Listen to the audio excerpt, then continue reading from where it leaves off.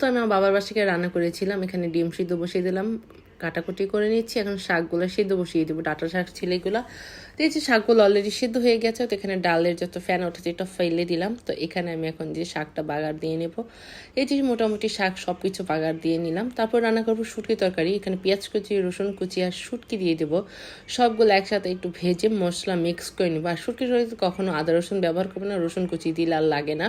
তো এই যে সব কালারটা কি সুন্দর এসেছে মাশাআল্লাহ। একটু কাঁচামরিচ দিয়ে দিয়েছি, এখানে ডাটা, আলু, এখন কাঁঠালি বিচি, তো সিজন কাঁঠালি বিচি এবং বেগুন দিয়েছি। শুটকি তরকারিটা আলহামদুলিল্লাহ এত মজা ছিল, আমার বেশ পছন্দ হয়েছে। তারপরে এই যে ধনেপাতা কুচি দিয়ে দিলাম। তারপর অন্য একটা কড়াইতে আমি একটু ডিম যত রান্না করবো ডিমগুলো একটু হলুদ নুন দিয়ে একটু ভেজে নিচ্ছিলাম। তো এখানে এই যে আমার ডাল রান্না শেষ দেখাচ্ছিলাম, শুটকি তরকারি শেষ আলহামদুলিল্লাহ, ডিমের তরকারি রান্না শেষ। তো এইগুলো সব রান্নাই আমি করেছি, আম্মু বাসায় ছিল না, যেটা ফাঁকি দিয়ে নামিয়ে নিলাম আর সুন্দর একটা প্লেটে পরিবেশন করে নিলাম। আজকের ভিডিওটি এ পর্যন্ত।